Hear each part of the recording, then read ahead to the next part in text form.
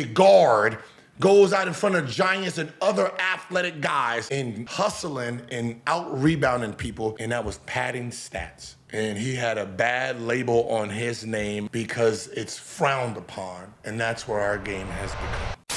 All right, so Miami Heat guard Pele Larson. Pele. Pele. Got into some altercations, little NBA altercations, a little push and pull. Okay, a little snuggle ruggle. Yeah, stuff like that. After playing Devin Booker, and after playing DeMar DeRozan, okay, these were about 7 days apart. Okay, right.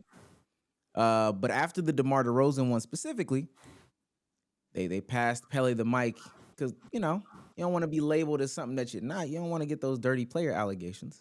Okay. And this is what he had to say about the NBA fight, the little scuffle. All I said. So he didn't say nothing. He didn't do nothing, and then all he said was whatever was said back to him.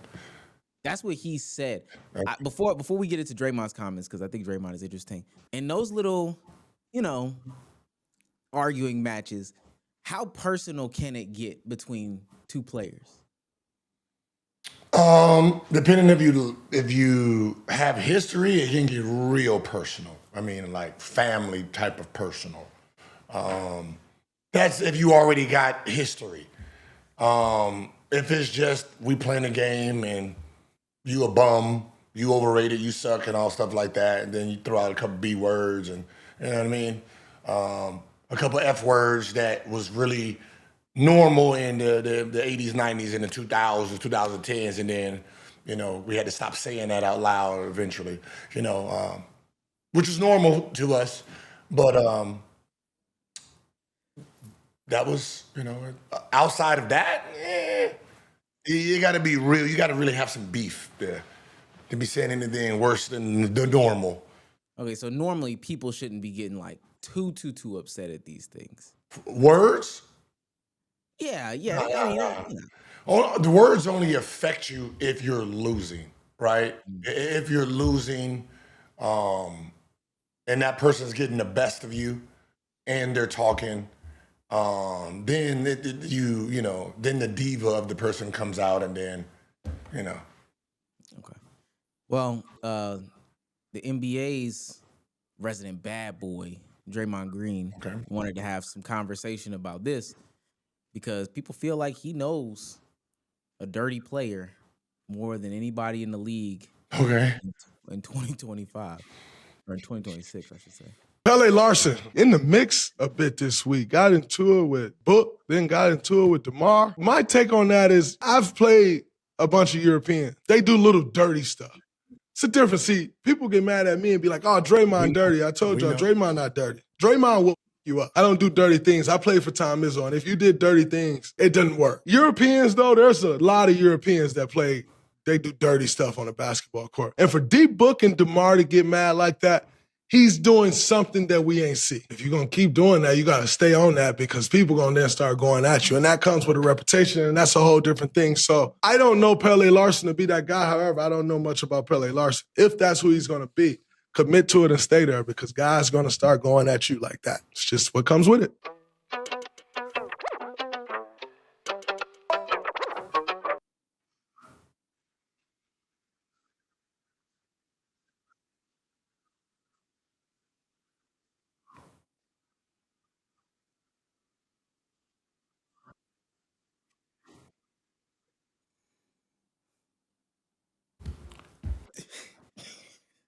I was looking up dirty because usually dirty players don't know they dirty.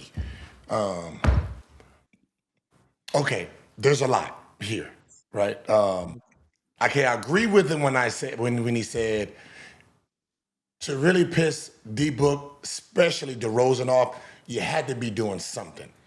And there is a difference between dirty and dirty. Right? Which Draymond, it fits both. Right? Yeah, he fucks you up. right, as he says, but he does dirty shit too.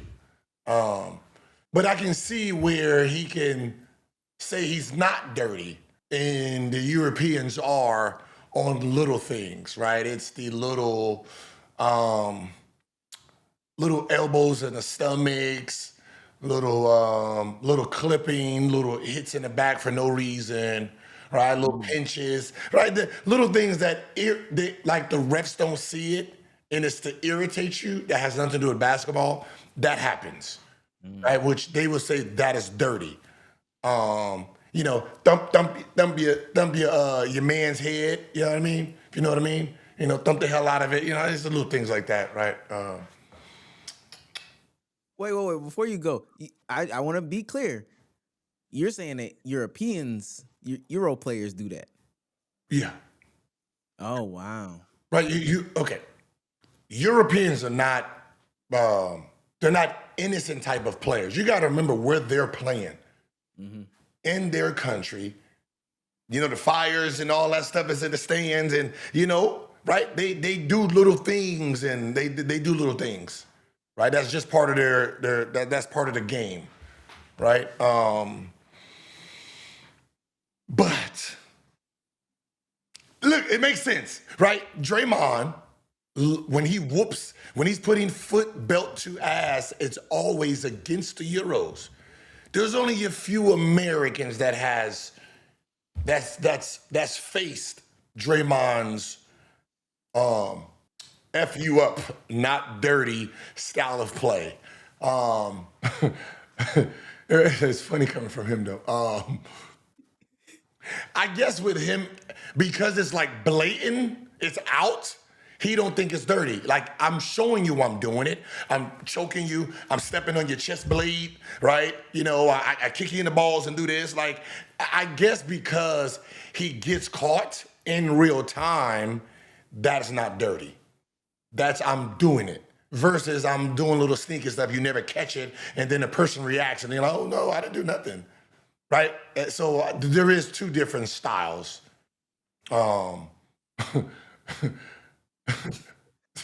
Like, cause I'm just thinking like to lose the ball, tornado spin, bow, like that's dirty. But he got caught. I mean, most of us would rather have Larson, whatever he's doing, we'd rather have that because Draymond's actually hurt, right? His hurt, right? What he did against Cat. No, thank you. I'll take whatever. I'll take thump me on the head a little bit. You know what I mean? So, I mean, the fact but Draymond is the anti-European slayer, right? You know, most of his victims are of the European descent. And I think he got Fred, because I think he thinks Fred is from Canada. I'm not sure if Fred is from Canada, but Draymond got some of those. I mean, there is a highlight reel of Draymond being dirty. You can only be a dirty player to get a highlight of it. That means there's long form, short form of, you know, this. So if there was a king of being dirty, I think Draymond will inherit that kingdom. It would be his. And he will have to say, hey, no, I am not the king of this. You know, I murder, but not like this. This is not my style of murdering. This is not my style of doing things. I do it this way. So.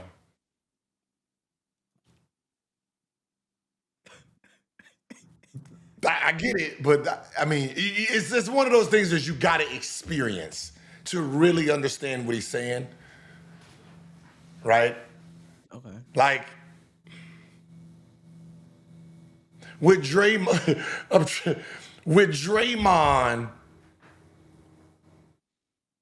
elbow to the throat, because he turned the ball over. Okay, that's dirty, but it happened right then. little tic-tac pokes and stuff and little things like that, pull it on the jersey and, you know what I mean? I'm trying to, he's wrapped my arm up and I can't get out, you know, little things like that.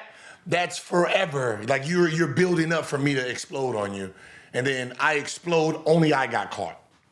Now I got to clothesline you. See, Draymond don't ever get hit. He does the hitting. You see what I'm saying? So he's not necessarily dirty. He is the punisher. Dirty is the guy that you unleash on because he's been doing something and it ain't been caught. So there is a difference. Okay. Well, I'll say this because this is a good distinction. Let's play a game. Gil, I want you to rate these dirty plays from 1 to 10. Okay. 10 being you're hopping mad, we about to fight. Okay. Digging nails into your body as the defensive player. Like you're on defense. And the ref is not calling it? The ref is not really calling none of this. 10. That's a 10. You're digging your nails into my skin and the ref is not calling it. Yeah. Yeah, that's a 10. Okay. Undercutting jumping players. The ref can see that. That's like I'm going for, and he's purposely doing it. 10. Yeah. 10. It's either 10 or 1. There's no 10. Okay. Wild elbows. You know, the elbows get a little wild. Like 6, 7. Okay. And if you know, you can see that coming. Like I cannot be close to you, dude. I can dodge that. Okay. Intentional tripping, you know, foot out there. Ooh, depending on how fast, that could either be a 5 or 10. Right? You like if I'm running full speed and you got me, I'm hurt. But if it's like we come in and then you just do it right there, like you know, like we in the neighborhood, you know, then I just turn around like, come on, dog, and then we keep going. Yeah, you know, it can be a 5 or a 10 depending on. Okay. Some of that extracurricular pushing, you know, ref face this way, they give me a look. Depends. I'm out guard and it's a big man doing it, or if it's 2 guards. See, there's difference. Let's say guard on guard. And that's 5. Okay. That's 5. Last one, targeting the groin or the head. The old Draymond Green. Hit me in the head. The groin, because that's see, groin is dirty. Head is dirty, but it's a different dirty, right? It's a different dirty. See, that's what Draymond's talking about. The groin, nobody's seeing you. You know, you coming back on defense, right? And then they do one of these, pop right there. You be like, oh, yeah, that right there. Now we fighting, or we trying to.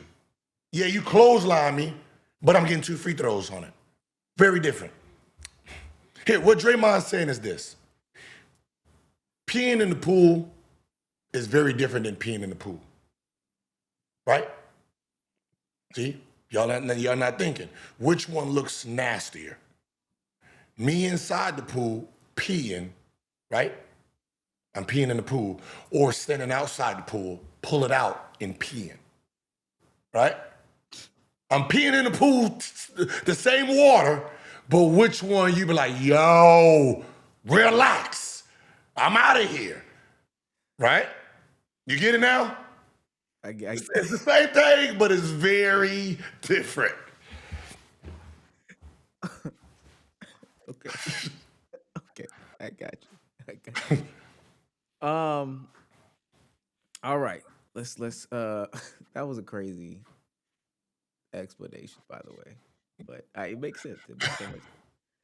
Let's move on to this the biggest beef in the NBA right now.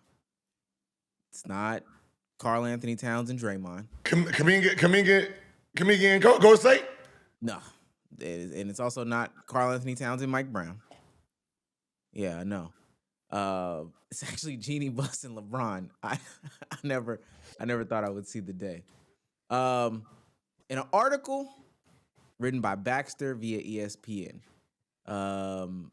Baxter outlines and details how over the past year, well, really years ago, Jeanie Buss had turned on LeBron James, claiming that he had a big ego, felt that Klutch exerted too much control on them, didn't like how LeBron was considered a savior, you know, in reference to LeBron coming in that post Kobe Bryant era. And it says she didn't. That's what. She didn't. She did not like that. The lack of accountability over the Westbrook trade.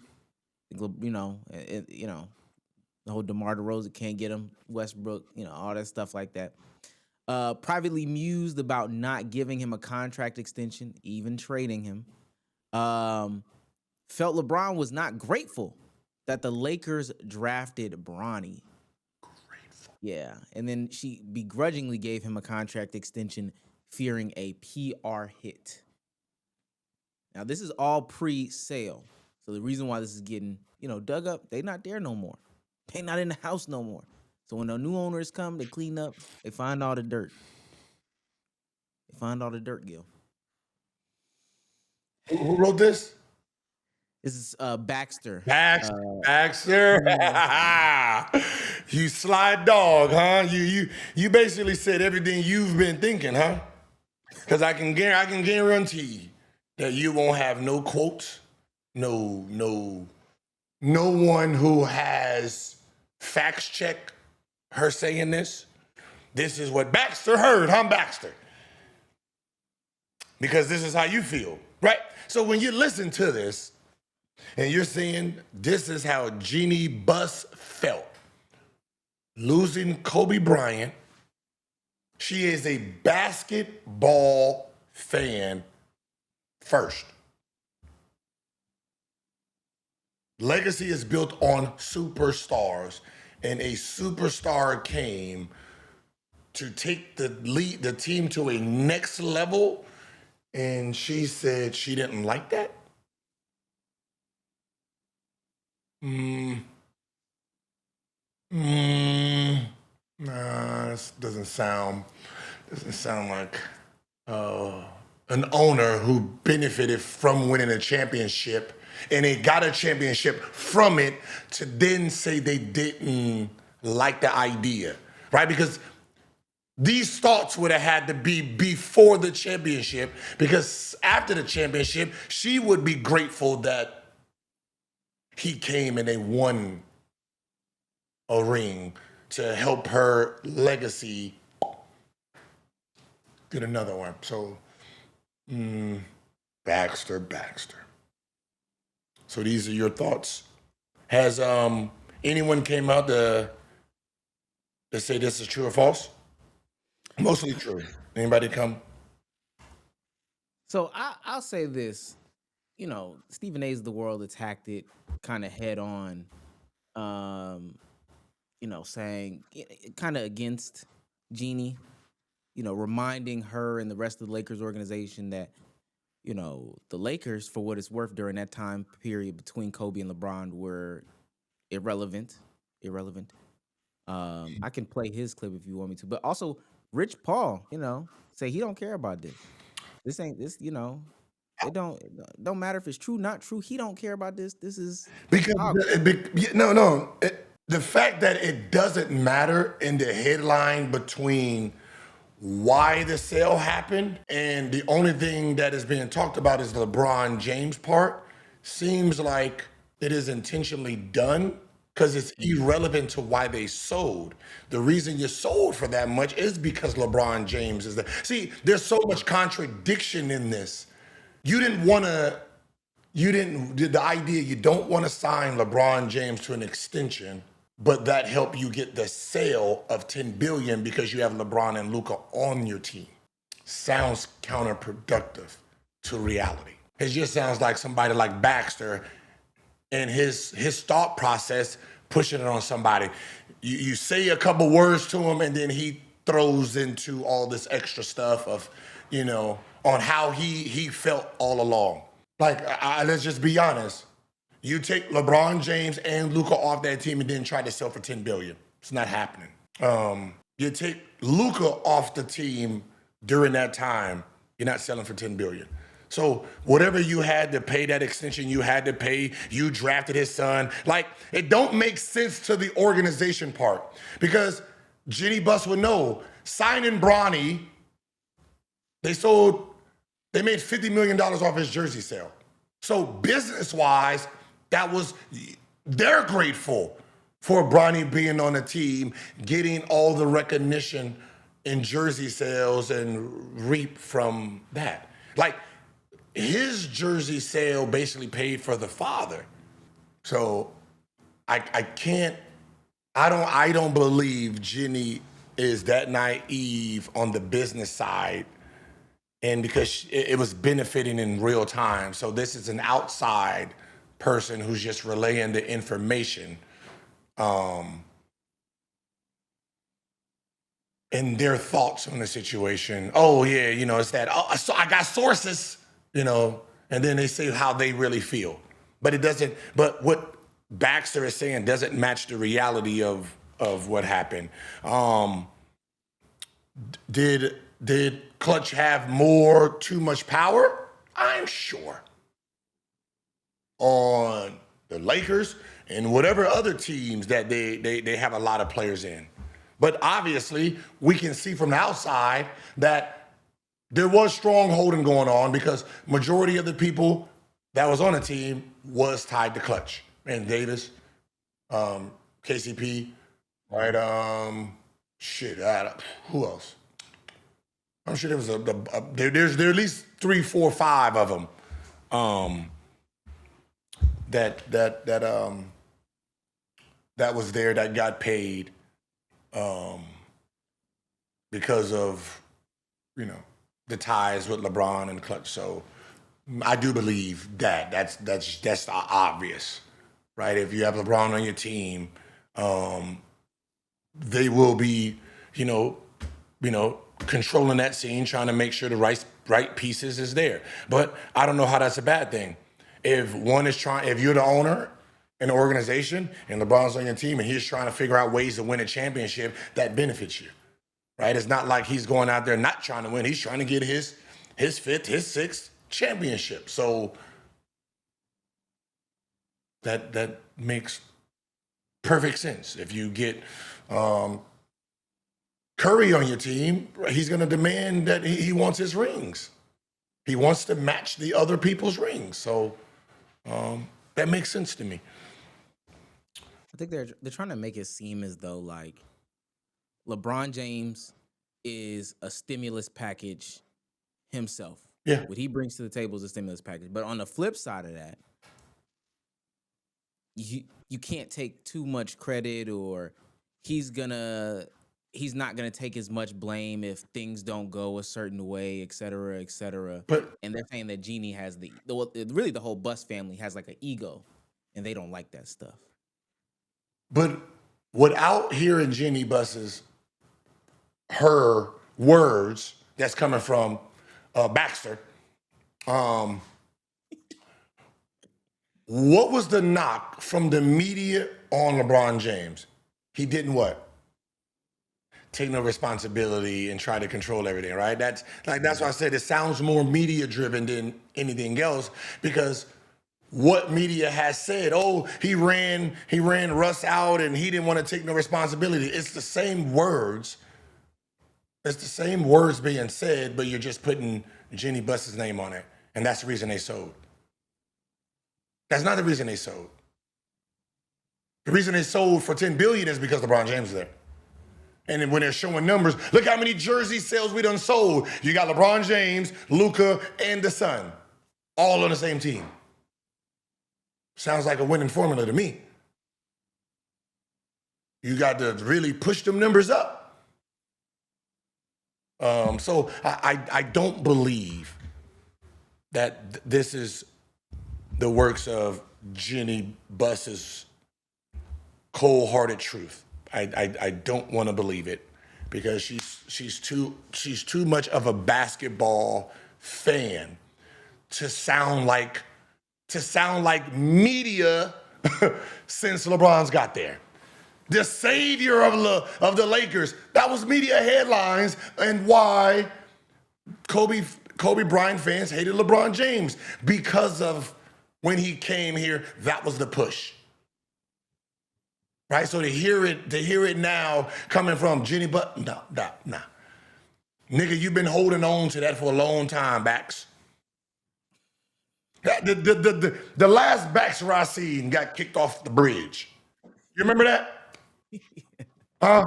Yeah. I remember. Yeah. You should insert that. This is what you do to a Baxter, and then you kick the dog off the bridge. First of all, the fact that you watch these types of movies. So that was Baxter's Diary. Baxter's Diary. Where the quotes at? I want the quotes from Jeanie Buss. I don't want the quotes out of your mouth.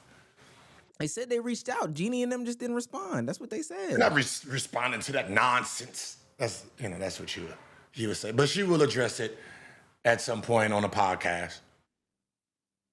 But I just think it takes away from the sale. Look at her and her family, her and her brothers didn't see eye to eye on business. That's what happens, right? And she chose to sell before she allowed others to try to run it. And that's understandable. And, she had to sue them for trying to go behind her back. I understand that. So when you hear stuff like this, if you take a step back, it sounds like the brothers was being painted as the bad guys from her side. Now you have this, this is what Jeanie said. Now she's a target. Right, she's the target because the LeBron fans like what everything they did for you, they're gonna target her. So this is the AAA secret spy stuff that's going on. Hey, did you notice it came right after Rich Paul said Austin Reeves should be traded and threw the idea, not now. Nobody like LeBron James. Like, whoa, relax. It was just an idea, dog. Like, we get it. Like, but if you think, if you're trying to win a championship and you're trying to build for the future, there's certain deals that you have to do. And, moving Austin to get, like, amazing pieces, it happens, right? The guy's value went up so much. Who's Michael Porter? His stock is so high right now. You gotta see what you can get for him, right? Powell, we gotta see what we can get for him. Memphis last year, they got rid of Bain. Yeah, you see what you got for him. Right? There's certain people out there you got to realize they have a capped ceiling. And if you can get something for him, you got to make the move. Right? You can't hold on to the feelings. Yeah. I hate that they hate LeBron. It is what it is. All right. I don't, because I grew up in the era that everyone glorifies, and most people don't understand why they glorify it. They glorify it because the state of the NBA at the time was brand new, right? We're talking about TV rights. You're talking about this is what we're seeing. They just stopped going from delay, right? You got the merge of Michael Jordan and his shoes. Even though his shoes, the number ones, was popping in the 80s, it didn't take them be like Mike commercial for the shoes to be. No, they were golden then, to the point where they took away the Nike logo and put his own logo on it. That was way before the 90s. You have the merge of that. Now, if you talk about the media in that time, the media was fanboys. To be media then, you had to kiss the ring. There was no negativity in the early 80s, mid 80s, and the 90s. The game was glorified and it was pushed positive. right? They didn't bash, they had Treasure Johnson, but they didn't bash Magic for losing in the finals.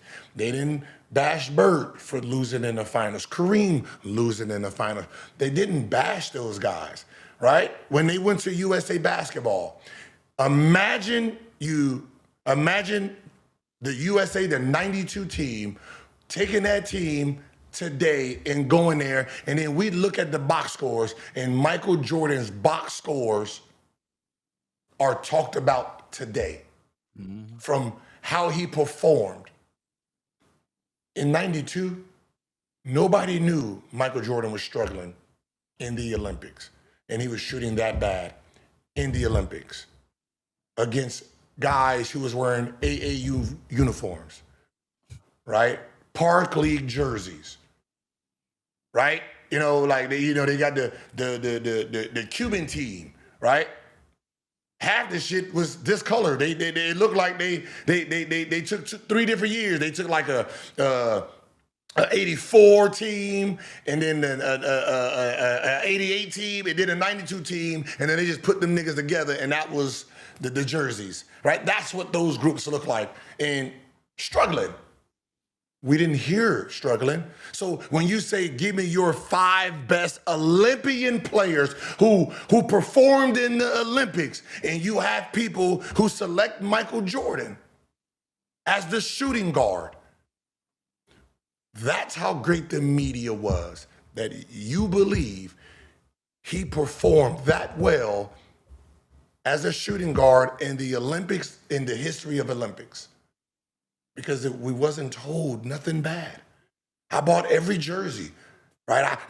Every time the Olympics came out and we won by 97 points, I went and bought a new jersey. Because they talked about it very different than they do now. So the media now, who is telling you how great these players are, is the same media who's telling you how horrible these players are. Because they love those players. They're players that made them feel good. So because those guys made you feel good, I don't need these guys overshadowing those guys. Right now, in our NBA, the NBA's been going on for 70-something years. We have the Eastern Conference Finals trophy. It's called the Larry Bird Trophy. Larry Bird don't have the most finals. Like, if they was giving out finals MVPs, he wouldn't be the Eastern Conference Finals MVP to be named that trophy. They gave him a trophy, legacy. Legacy is stamped. He's moving out of the small forward greatness, so they made sure they stamped his name so you remember his name. Western Conference Finals MVP, Magic Johnson. 80s,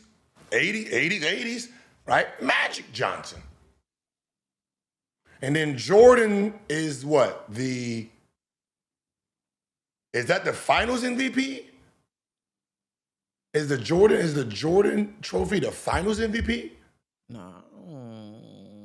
He has a trophy. I know it's not the Larry O'Brien. Right? I know they didn't change that one, but it might be the Finals MVP. It's something where he also, the big 3 got named. They Finals is the Bill Russell trophy. Okay, the Bill Russell. What is Michael Jordan's? Is it the MVP now? Is it just the MVP? Yeah, that might be NBA trophy names. List of NBA trophies. Yeah, Michael Jordan's got the MVP. So the MVP is the Michael Jordan. Mm-hmm. The MVP. Who has the most MVPs? Ain't it Kareem? Hmm? Ain't it Kareem? Hmm? Who has the most? I think it's Kareem. So it's not the Kareem Abdul-Jabbar trophy. Okay, so let's see. Kareem has 6 MVPs. Jordan has 5, right? Yeah, 5. So the trophy is not Kareem's trophy is Michael Jordan's. So the big three who started, it's David Stern's NBA. And that is where the NBA between the two mergers started, the NBA we have today. And that's why those three are the founders of the new NBA, and they had to figure out a way to cement them in history. And that's why, everything revolves around them and the legacy of the game. And so the fact that they are the pinnacle of it, right? The best point guard ever, the best shooting guard ever, the best player ever, right? Is coming from the 80s. And if you say anything about an era, the only people who get pissed off is the 80s. The media is going to protect the 80s. That's what they grew up on. It's like me and Mario. You can't tell me Mario wasn't the best video game ever. People who grew up on GoldenEye. You can't tell them James Bond 007 wasn't the best shooting game ever. Right? What you were introduced to is what you are stuck on.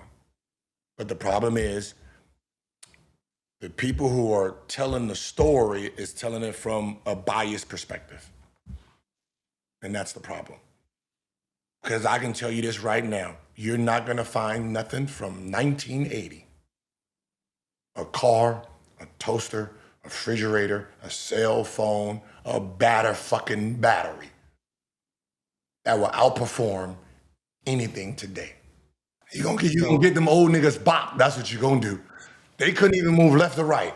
Right? I'm just sorry. Like, people is weird. They wouldn't have lasted in the Bad Boys era. Well, first of all, Bad Boys was 2 years, and they only hit Michael Jordan. And if the Bad Boys was so rough and it was so hard, how does Michael Jordan, as a freshman, come in and average 28?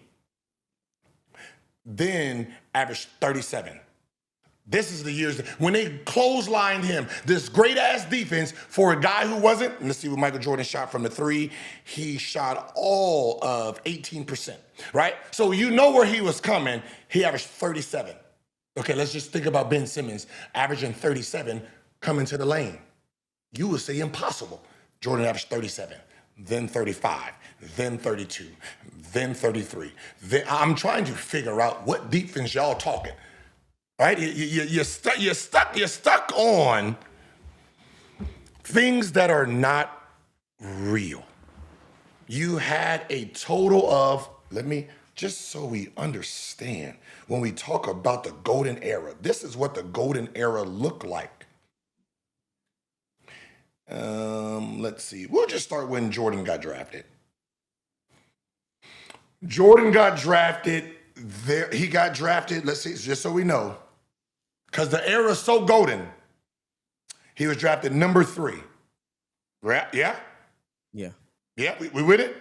After him, there was 225 more people being picked.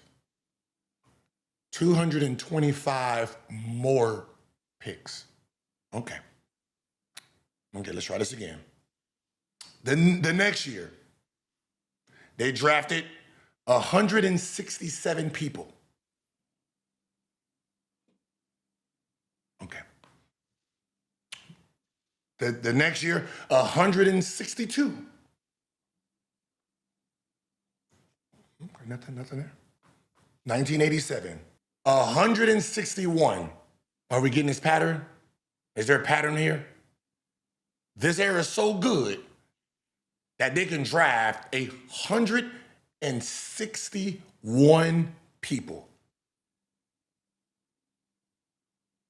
Okay, 1988. 75. Now, look at today's game, right? After the first round, we're like, right? It's a crapshoot where 95% of the time you gonna hit snake eyes.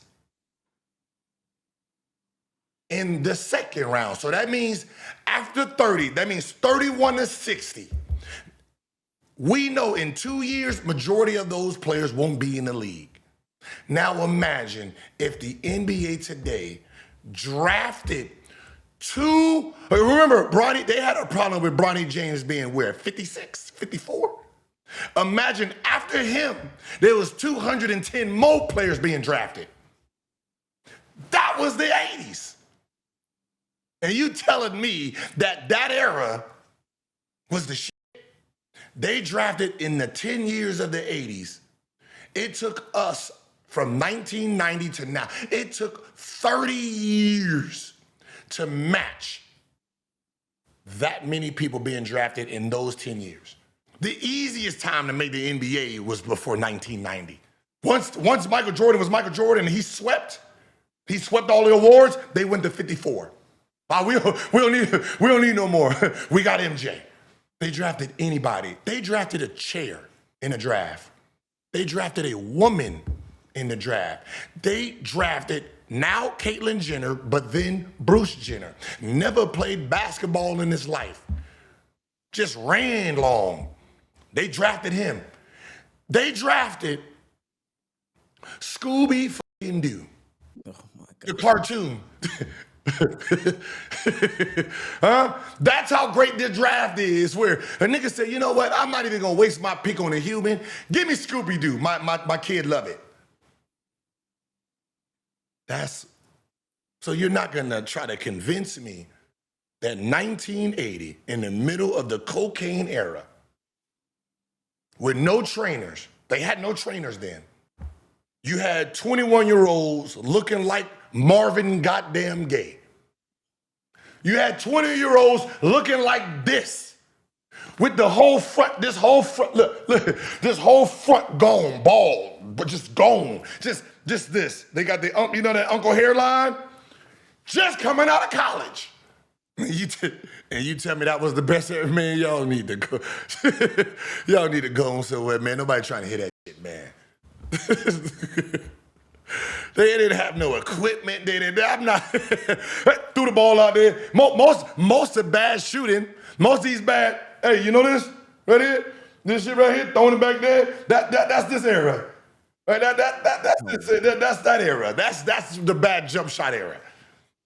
Throw the ball to yourself. Like you seen how I was training my son. Throw the ball to yourself. That was all their training. I don't want to hear nothing about what they did back then, okay? But the hate has to stop on the generations, because you don't get to really love what you're watching because you're fucking stuck on some shit that was not, it was great when we seen it. If you really think this era stinks that bad, go watch a dunk contest from the 80s. Go watch a dunk contest. Go watch the best dunk contest of a rival, Michael Jordan versus Dominique Wilkins. Now go watch it today. And let's see if what you have in your brain look like that on the screen. You're gonna sit there and be like, fucking high school kids dunking better than this right now. The fucking middle school, again, 8th grade team that's like a double holdback. They doing better dunks in game than what we're watching here. That's how far the game has evolved, that you will look at this great dunk contest that elevated careers, and you will say, yeah, this is ass. You got one guy who did the same dunk every round. I'm going to windmill from the beginning. I'm going to windmill from the front. I'm going to wheel from the side.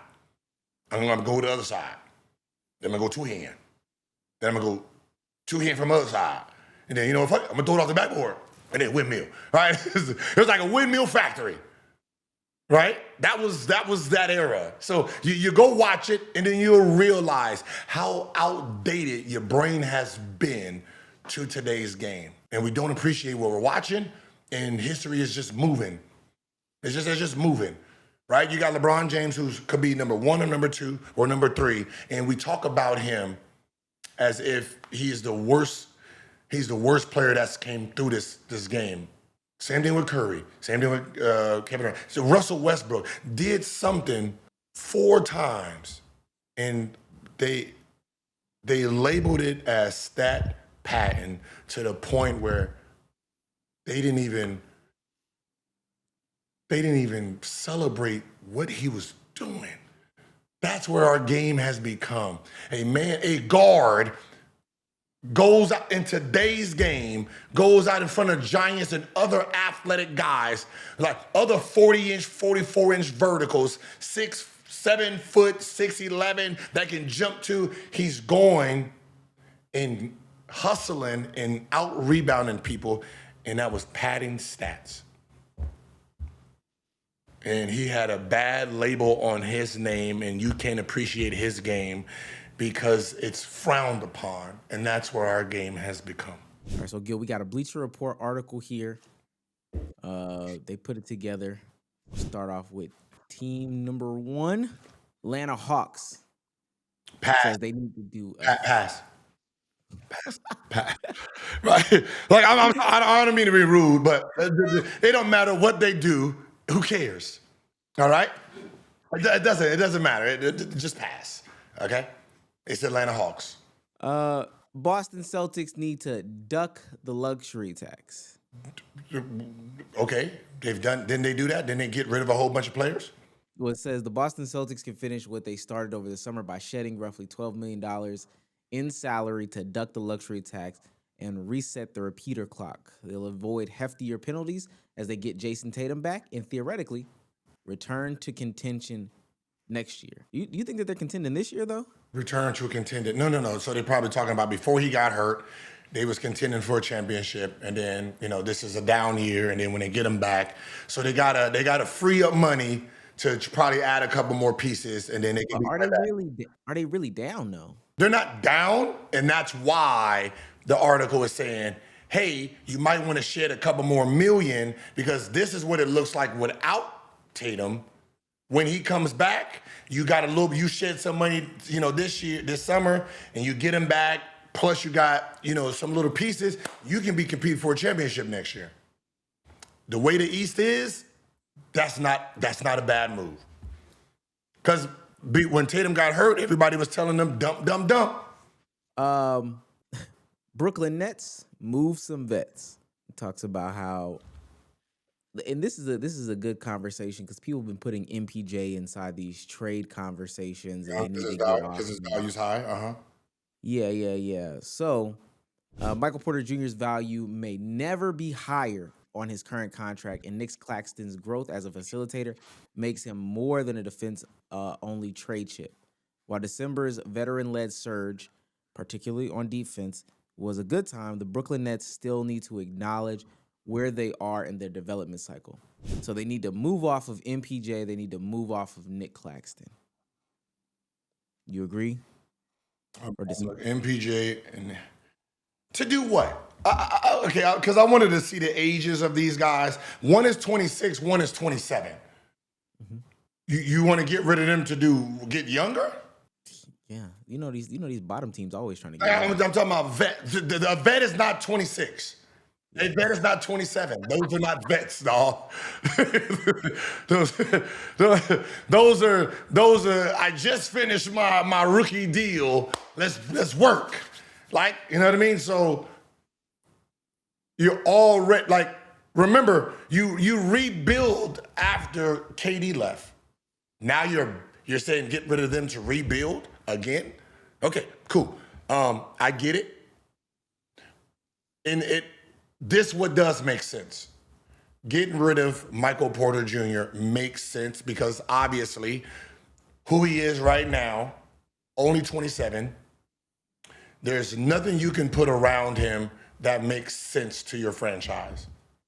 So if you can give him away and get some future picks, it makes sense. Now, in reality,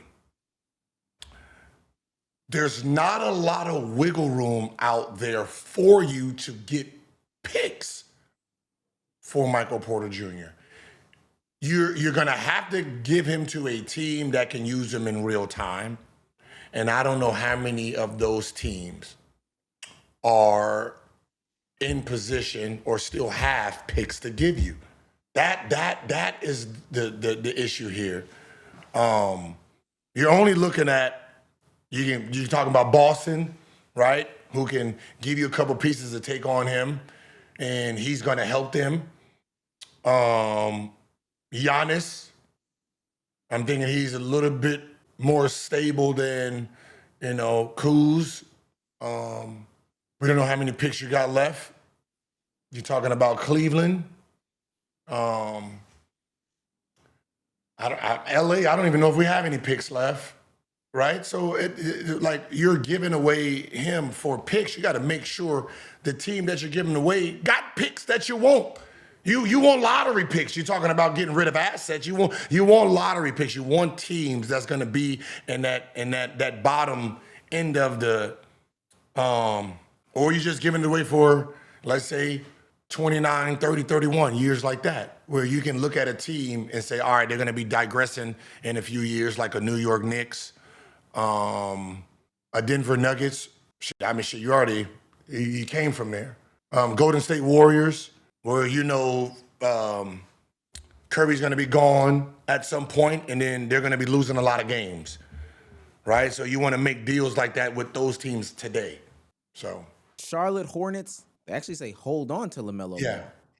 as they should. It's contrary to that's contrary to popular belief, though. Gil. Popular belief believes that Charlotte needs to win something. No, they just need to sell tickets, and you're only going to sell tickets because you have LaMelo Ball there. It's the Charlotte Bobcats or the Hornets. Who knows? Come on, right? Is that their new jerseys? Can I see them again? Yeah. Nice. I'll rock that one. That's all right. Like, people only watch Charlotte because of LaMelo. So if you got rid of him, you're not being watched. You're not going to be on TV. You're going to be just like an afterthought to when people come in town.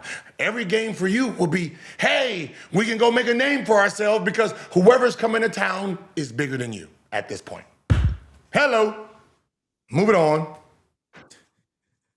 Move it on. Because they said nothing, I got nothing for them either. I want to give a shout out to Derrick Rose. I see Rose finally went into the building to see his jersey hanging. Let's go. Yeah, Chicago Bulls nothing for the listening audience. Cleveland Cavaliers need to take a step back. This says this isn't a suggestion. The Cleveland Cavaliers should step back in the sense of scaling down their competitive intentions. As the only team currently above the second apron, the Cavs are more pot committed to chasing a championship this year than anyone else. I know this is the segment where, people are really wondering what the hell happened between Cleveland from last year to this year to where we're not having serious conversations about them. Reality. Oh, wow. Right? There's teams that are very good during the regular season. And then there's teams that are built for the playoffs. And I don't think a lot of people understand the two, right? Do they have all the pieces to be a great playoff team? Yes. Because you got inside, outside threats. You have Donovan Mitchell, who takes over games, right, by himself. He can carry a series by himself. But by himself, he will win 2.5 games by himself. Like, meaning, if y'all don't show up, he's going to have 50, 48, and he's going to take over a game. He's 2.5, right? The problem is he needs 1.5 more to win a series. He has the pieces to give 1.5. They just ain't giving it. And the problem is they have exactly everything they need. It's just not, the meal ain't coming out right. They got a great cook. They got the recipe. Everybody know what we're trying to eat. We know what we're trying to eat. It's just the souffle ain't souffleing. You put the right ingredients to the tea. You read the book, half a teaspoon, keep it on. It ain't souffleing. But at the end of the day, they're gonna have to break this team up because it's not working as is, and you have one of the highest payrolls in a small market.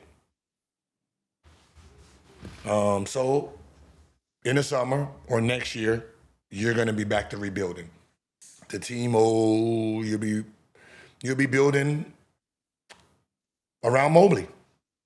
If nobody tricks you out of that player, They actually have the most expensive payroll in the league right now. for sure. Oh shit.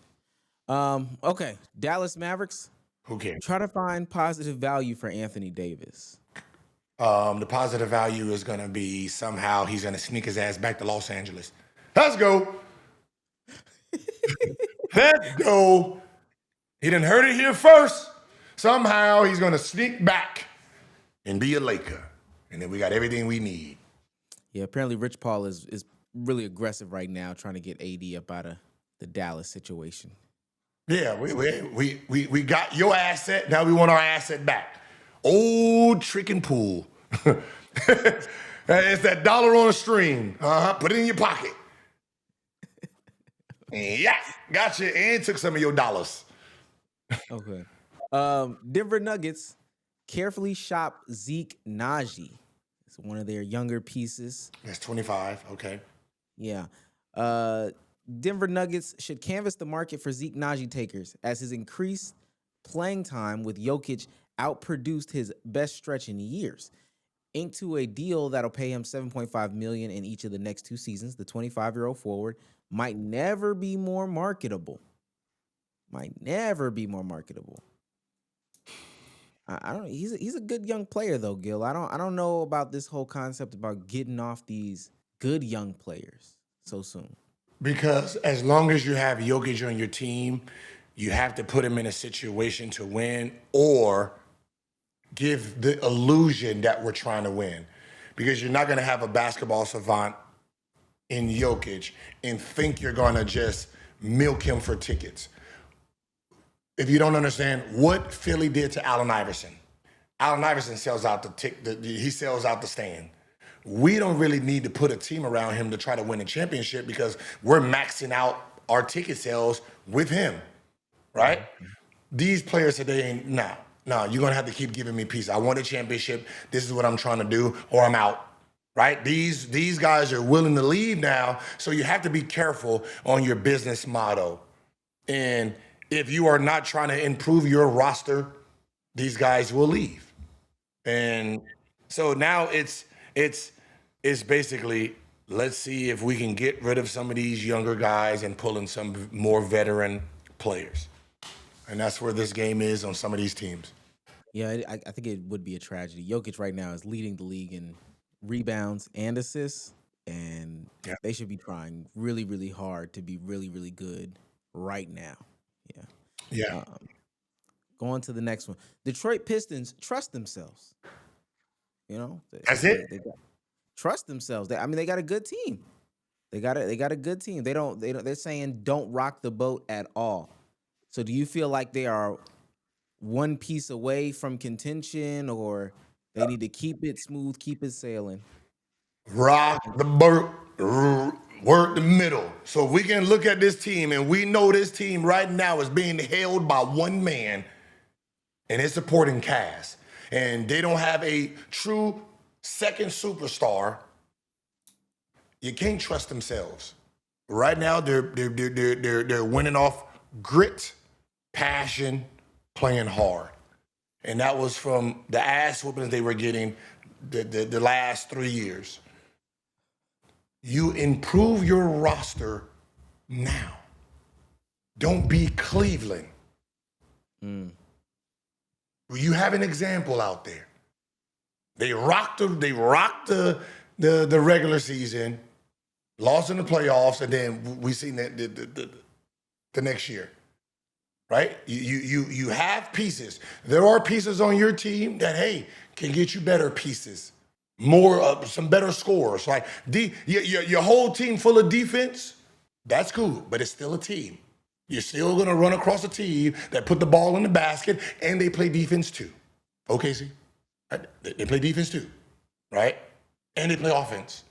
They got other guys who can put the ball in the basket, You got the Spurs coming, right? So don't be one of those teams that says exactly what they're saying. Believe in yourself. Believe in Cade. You believe in Cade, then you keep building. So you feel like this could be a trap. They get You know, caught up. It can't be. It is a trap. Oh, You take Cade off the floor. Who can hold that team together? Exactly. okay. Right. You see how Boston, they lose Tatum. Yeah. The team is still surviving. Right. You need a number two where you can survive. Right. It ain't about like winning and winning the championship, competing. Survive. If you can't survive without your star, then keep upgrading. Golden State Warriors wonder why Jonathan Kaminga is still there. And shit I've been saying. Yeah. Why is he still here? Like me with all trades, right? And it's the worst part of the trade deadline because you knew you want to trade these players. You've been waiting for this moment to trade these players. And you don't trade them until the very end. You get back exactly what you was offered at the beginning. See, I think a lot of these owners and not owners, some of these general managers think this. I'm not going to make a trade with you at the beginning. I'm going to wait to the end, and then right before the 24th hour, I'm going to offer you these peanuts, and you're going to take it. So the best value for a player is the 23rd hour because you didn't get what you wanted. So when you hear somebody say, there has to be a demand. Someone offered you something. You don't want them, take it. Take it. If I offer you magic beans, goddammit, take it. Magic beans for a cow. You don't want them, or do you want him for the value that he's at? Because if you want him for the value he's at, there is a demand. The demand is not to the level you want the demand to be. You want full value for him. The demand ain't the full value that you want back. See, nobody wants to just give the player away. They all feel, I need to get something in return. And as long as you have, I want to get something in return, you're never going to get off the pieces you have. Yeah. I agree. All right, Houston Rockets. Check in with Fred VanVleet. Hey, I'm with that. Yeah. Check in with Fred. I listened to an interview with Fred. I guess it was a time where one of his family members passed, and he did something with the referee. And, I seen him on a podcast talking about it, and it actually makes me respect him more because he identified that, look, I was going through it, man. I said sorry to two of the refs. I'm waiting to see the third one, to say sorry for my behavior. I respect a guy like that. I'm a Fred guy now. So if you were to make a decision, and I know it would be largely based on what Fred says, but are you ready to trust a playoff run with like a Reed Shepherd? No, because you need stability. Fred Reed, he is what you need as a 6th, 7th man. You come in, you give me firepower, quick buckets right now. The defense on the other side is keyed in on ours, and we need to make them play the game the correct way. So we need a guy to come in and hit 3-4 shots to adjust their defensive pattern, right? And everyone needs a guy like that. So I don't trust that he will be stable enough, because being stable means you have to play like Fred and don't do you as much. And there's no point in having a dead, lighted up shooter like that if you're not going to use him to his ability. Yeah, that's fair. Nope. Uh, It's Indiana, dog. we just waiting for the draft. I don't know what they're waiting for, but it's Indiana, man. Let's just keep it moving. Okay, yeah, that was the Indiana mix. The Los Angeles Clippers beg the Thunder for your picks back. It says even if the LA Clippers probably can't make a good offer enough to reclaim control of their 26 and 27 first round picks from the Oklahoma City Thunder, they have to try. OKC might view the Clips' recent return from the dead as a reason to offload those selections if it means getting back more distant picks with other assets attached. LA could control. LA could offer control of its 2030 through 2032 first rounders. 2031 will be a swap in exchange for its selections in the next 2 years. That would allow the Clippers to sell off what they could tank and rebuild through the next 2 drafts. How are we back to rebuilding with the Clippers? How is that possible? There's only listen. It's hard to say. There's only 5 teams that want to win championships, man. And Ballmer's new, so we don't know what he's trying to do, but it seems like he's about winning. So you have to give him the benefit of the doubt. And he's still trying to figure out how this all works. But the fact that he's held on to not Paul George, but Kawhi this long, and some of these contracts he's more about basketball than it is business. So They're a 10th seed, below 500 for what it's worth right now. What OKC will get for this pick? If you're OKC, do you need another top 5 pick? Right, and then that's the question you got to ask yourself, right? They got so many picks, man. It's just about being smart, offloading what you don't need and replacing it with things you need at that time. So if I'm OKC, I don't make any moves. I don't have to, right? Because one bad move can mess up everything.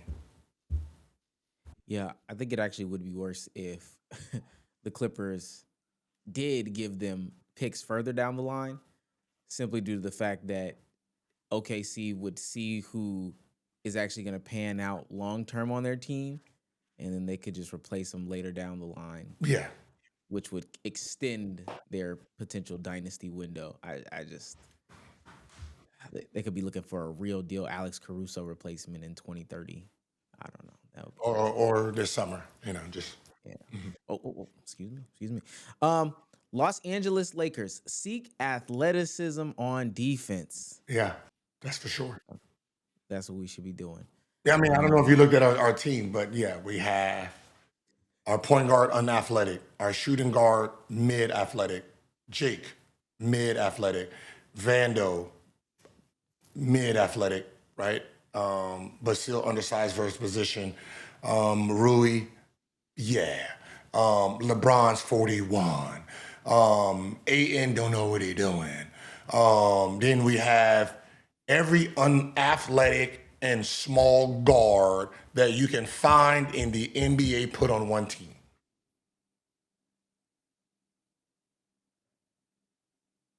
Yeah. So, yeah. It's like the team we have should have been in the 80s. It's like an old Boston Celtics team. Yeah. Keep it moving. Yeah. Memphis Grizzlies, fine shooting. He got a gun. Not just like. Yo, stop. The problem is, didn't they just get rid of their shooter? Yeah. They got rid of him, Bane. Wait, hold on. Is Justin Pippen, is Scottie Pippen Jr. hurt? I don't think he's been playing. Yeah, it don't look like he loaded up this year. We announced on Wednesday, Jennifer, that Pippen Jr. will miss at least another 4 to 6 more weeks. Okay. All right. Yeah. Shout out to Memphis, man. Go barbecue. Okay. Miami Heat, they need to shake it up. Quiet as it's kept. They've been a little bit stagnant. The innovative offense that produced a 14-7 start isn't humming quite like it used to. And the Miami Heat are once again a decidedly average team. That would be fine if the roster had upside, loads of young prospects or key players signed to reasonable deals. But Andrew Wiggins, player option, and Norman Powell can both hit free agency this summer, while Tyler Hero, who's played just 6 games so far this season, is due an extension. I've been seeing stuff about a Kaminga Wiggins swap. I've been seeing stuff about getting Norman Powell to a winning situation for some picks and some assets. But Miami is real stagnant. Real stagnant. Oh, so I was watching high school highlights, right? High school girls highlights. As soon as I seen the jersey, I was like, oh, yeah. You said they have no assets, right? I mean, is Andrew Wiggins, Norman Powell is an asset? Yeah, he's an asset. Yeah. There we go. Okay. Trying to get you. This one's a little bit different. For the Milwaukee Bucks, they're saying postpone the inevitable. You know, they're saying that Giannis should potentially stick around. You know, they keep going back and forth on a daily basis. I think Giannis called out his teammates the other day too. I don't know. They're calling out. Saying play harder is calling out. That's what my generation is different from your generation, right? So yes, telling me to play harder is calling out. Did I tell you to play harder? You said teammates. If we on the same. If your ass ain't playing hard, you know it. Do I need to say your name? That's calling out. If I say your name, him right there need to play harder. No, we need to play harder. We need to show effort. We need to pass the ball around. That's offensive today. Yeah. You remember Kobe? He sucks. He don't need to be on the floor. That's you know what I mean? That's very different, right? Yeah. Listen. Again, the question is this. Same thing with Denver. You have Giannis, who's tasted winning, tasted MVP.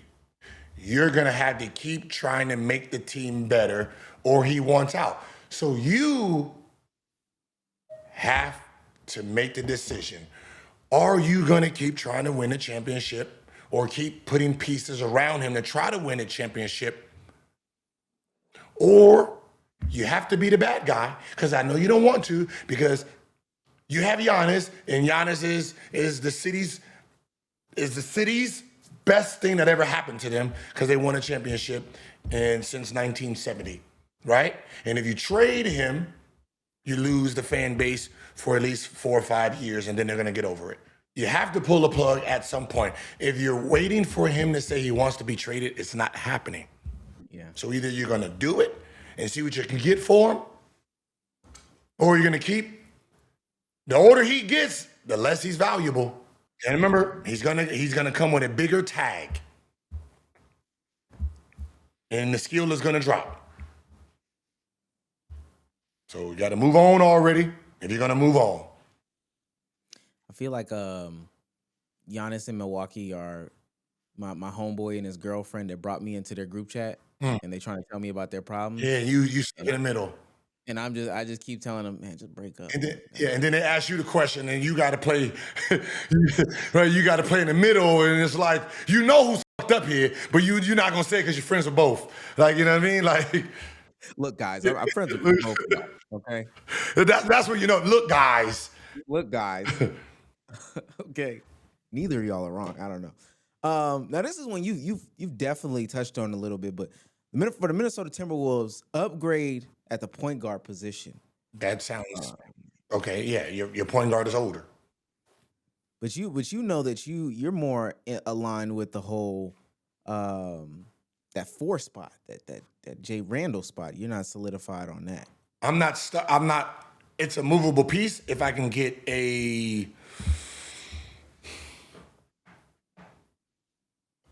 I don't want to being a black hole at the 4 is just very hard today. That's my era.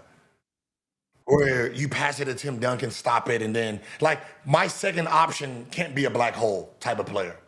right? So my second option has to be catch and shoot. Like it has to be the marketing type or a Mobley type, like Banchero, right? You're the number one option. Cool, you do that.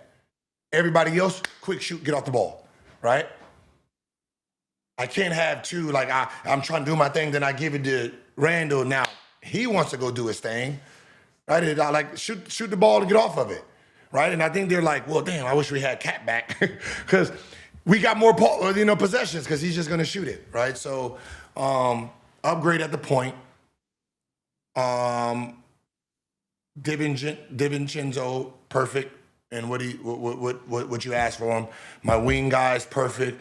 So far, Rudy is, for what you have, is perfect for what you have. If I can get a better point, meaning a younger Michael Conley, Yeah, I'll be fine. I'm not too shabby. Listen, I like Bones Highland. Give me a year. I need to see the end of the season what he can do because he's a hybrid. He can be my sixth man or a dual threat at the point guard because right now he's the shooting guard and Anthony Edwards is the point guard. Is how I look at it. Now think about it. Now with them two being a point guard, if I had marketing, does my team look a little different? Because I don't have 3 one-on-one players now. I have 2 one-on-one players, 2 catch and shoot, and then I have a great 6th man and a 7th man coming off the bench with Nas Reed, and you know what I mean? I just have to do so. It's like my point and my forward. If my point guard is going to be a scorer and a score mentality, now I'm looking at about 50 to 60 points from the guard position. Then my forward needs to be a flat out shooter or a playmaker. yeah, especially on the defensive side of the ball. New Orleans Pelicans say shop Trey Murphy. Come on. Oh, Listen. I know they wrote 30 teams. There's not 30 teams to talk about. If you see what I'm saying. it is funny because they said that they're not doing nothing. They said they're not doing a damn thing. New York Knicks make a targeted search for a wing or forward. And that's who they put up there to trade? Yeah, Gerson Iwuseli. We know him from dunking on LeBron James. And he's wearing 23. And you're going to use him to go get some good keep it moving. New York don't know what they're doing all the time. Keep it moving. Get a chance. Just play. OKC, man, yeah. Just play. Just play basketball. We know what you're doing. Okay, yeah. Orlando Magic, they say trim some salary. Orlando are going into the taxpayers in 26-27, and Paolo's max kicks in. Yeah. Because you got Wagner over there. You're getting like Cleveland. You're getting very expensive without any success. Mm-hmm. So identify your 2 stars, then dump everybody else. There's not 3 stars, there's not 4 stars. Your 2 stars, everybody else must go and get new pieces around them because obviously it hasn't led to success. Because if you think everybody is usable, you're going to be like Cleveland, this big-ass salary cap, and you're a first-round team. Yeah. And you going to expose these guys. For no knock on them. But guys like, to me, Jonathan Isaac and Wendell Carter Jr. Yeah. Kind of probably should have. Go. Yeah. They're out. Yeah. Let's get them out of there. Get them out of there. Philadelphia 76ers shop Quentin Grimes. Yeah. Bad news. This season's version of Quentin Grimes. Whoa, sir. Do you see the name on the jersey? Do you see the person in the picture? Do you see it says Philadelphia 76ers? What name is up there first? Quentin Grimes. Okay, so the fact that whoever wrote this has to be delusional to the 76ers, you must pretend you didn't see that they got to shop Quentin Grimes and that's going to solve their problem. Hey, man. Hey, I'm just letting you know. It's time for them to shake it up too. They need to shake it up. That mother, it should have had Embiid with big fucking letters. Overdone, not processed. It should have been that face leaving. Abort mission 2 years ago. That it should have been there. But Quentin Grimes, okay, all right, okay. I agree all that. Quentin Grimes is the new Jalen Brunson. I know, and that's who you need to get rid of to go get some pieces. Phoenix Suns trade Royce O'Neal. It's another team that's in a bit of a shaky spot right now. And they feel like Royce O'Neal, getting off of Royce O'Neal will help them, bolster them. Mm-hmm. Makes sense why they didn't win with KD and them, because this is who they think that they need to get rid of to get the team better. Okay. That's cute. I do want to hear this because his daddy owed me money. What you want to hear? Okay. Portland does have some pieces on their roster. If I'm any team and I have decent picks and I want impact players, like someone who can come here and help me win or help me get over the top, you would be looking at Portland Trailblazers right now. Yeah. Because they have a bunch of assets that haven't, together as a group, haven't created a meal, right? They haven't created a meal. It's a whole bunch of great-ass side dishes with no main. It's like being a vegetarian or a vegan for Thanksgiving, right? You're going to have the yams, the cranberry, the stuffing, the mac and cheese, vegan though. You're going to have a whole bunch of sides.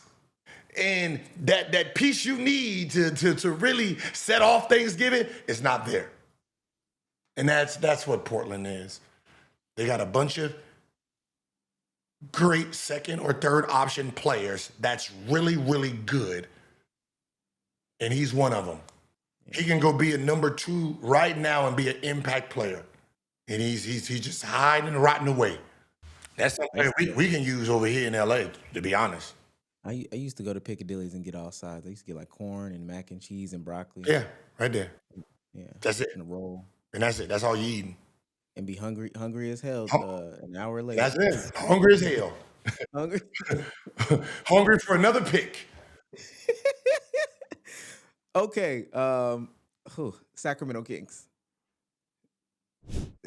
They're saying they should pursue half measures till new GM Scott Perry proves he has the autonomy to divert the Sacramento Kings from their preferred roster-building approach, best described as chasing big names who don't fit and can't drive a real playoff run. We have to assume it'll be the same for this franchise going forward. This means most of all of Zach LaVine, DeMar DeRozan, Russell Westbrook, and Domantas Sabonis probably won't trade, to say nothing of Malik Monk, Dennis Schroeder, Keon Ellis, or Keegan Murray as well. They got some sides. This is another. You get your good player off of this team too. So the people they need to trade, they saying don't trade them. No, they really saying they need to go ahead and do a restart. That's what they're saying. The Kings need a complete top-down overhaul, a nuclear restart, a full demolition that precedes losing seasons and draft pick accumulation.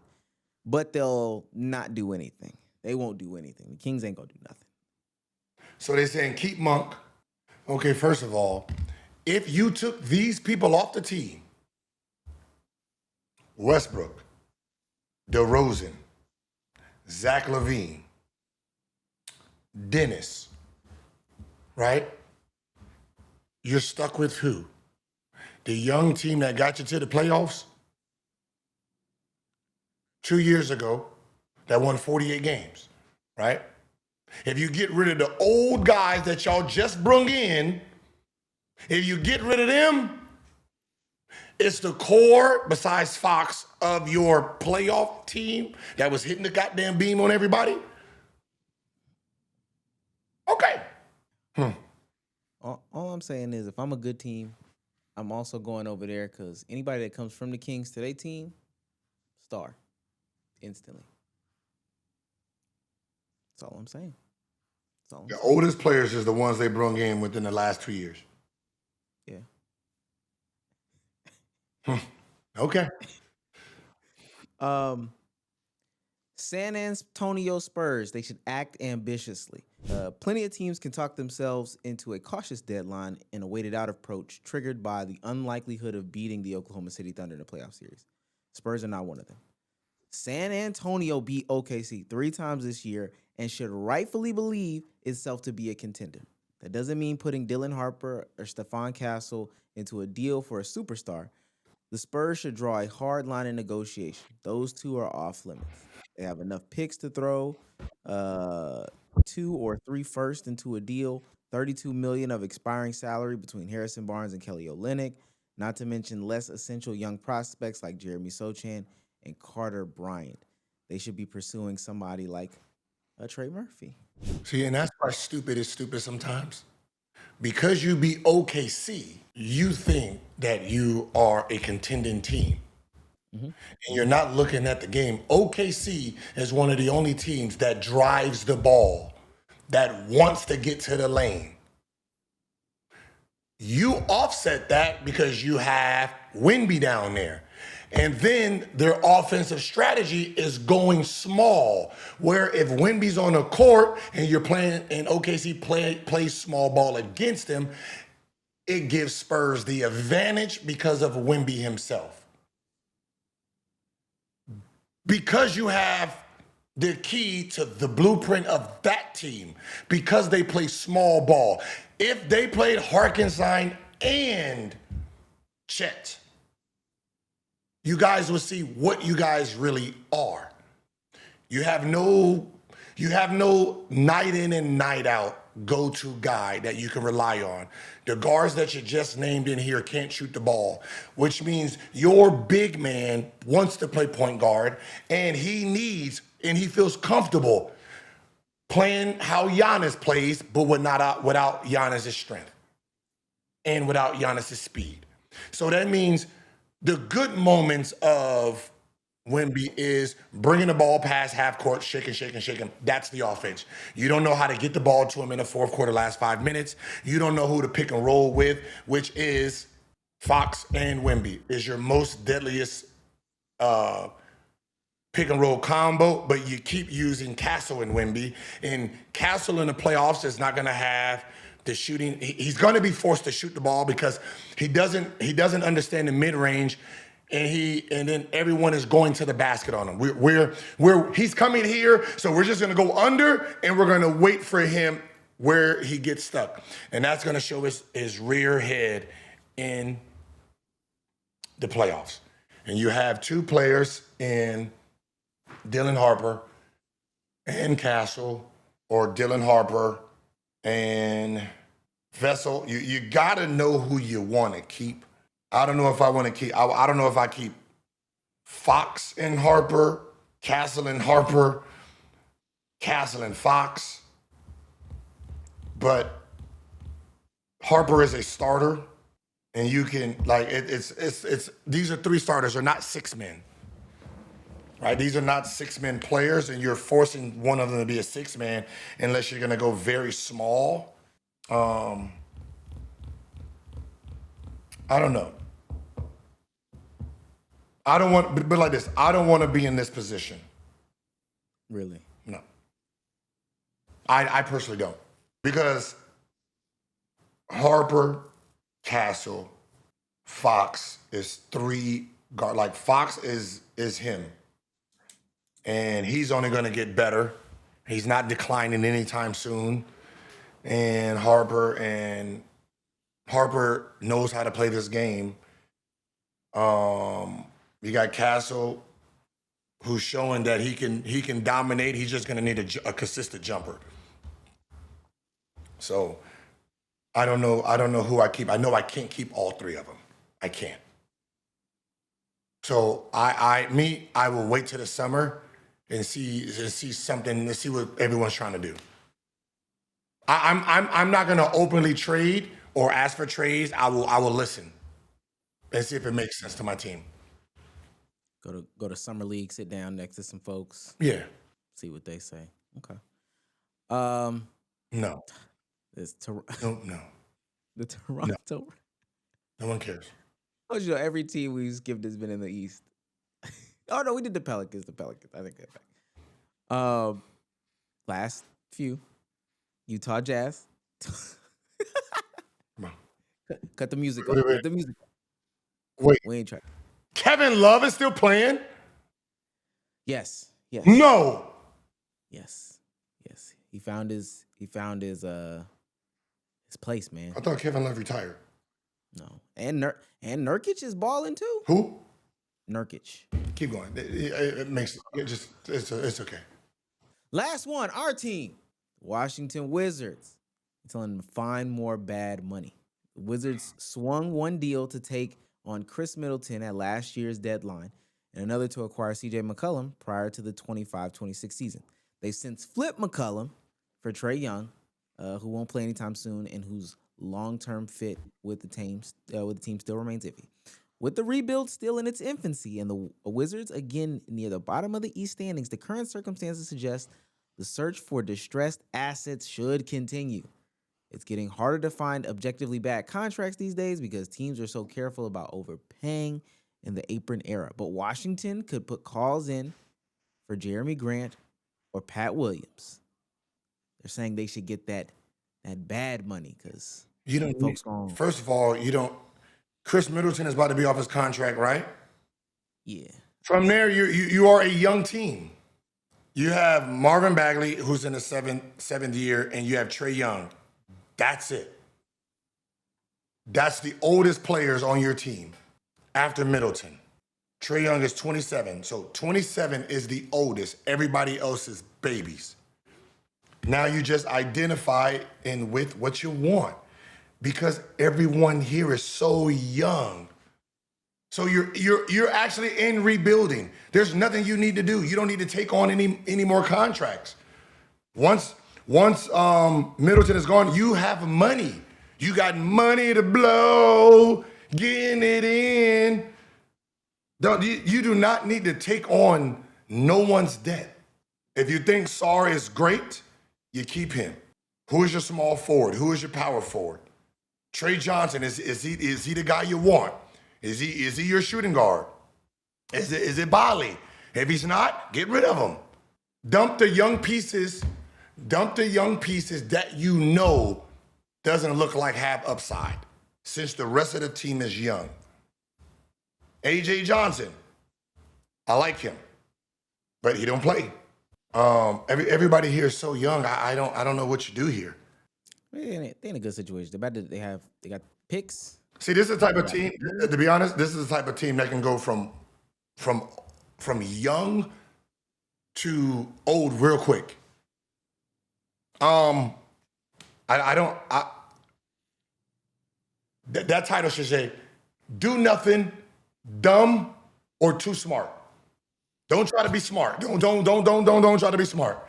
Don't fall for no. Don't do nothing. You don't need to. Right? You're gonna have enough money to go get a actual second superstar. You can overpay and still be fine. You can overpay for a superstar, or you identify with a superstar and be fine. You're gonna get a top pick this year. That's just gonna add to this team. By 2029, y'all could be OKC. Young, ran by a young team around that 23, 24, 25 with Trae Young at 30. That's a very good team right there. You know, they don't need to do one of them moves where people are like, "Oh, I think what the GM is trying to do." Yeah, don't do that. We don't need where people interpret. Yeah, don't think.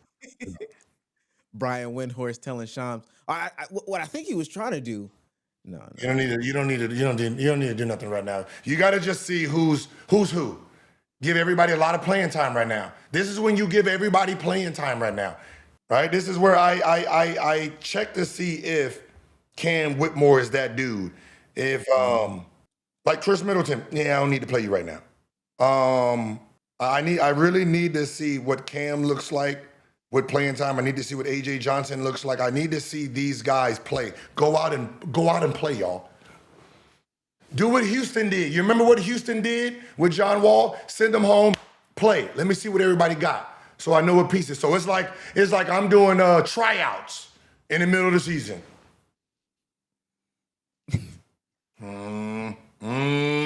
We can sell him. And that's what they should be doing with that roster right now. Seeing what stays and what goes. Has he tween step back in transition? Yeah. Okay, I see the fan. You know what the fans like him? Okay, we're going to keep him a little bit longer. Okay. Okay. Got steal? Somebody cookied you? But you got the block on the other end? Yeah. Yeah. Okay. You're a hustle guy. Okay, close this out. This is your boy Gilbert Arenas, a.k.a. the one, the only, me. These were my hot takes and great takes. If you don't like it, tune in, because I get worse or better. However you feel about me. It's either worse or better, right? With my takes.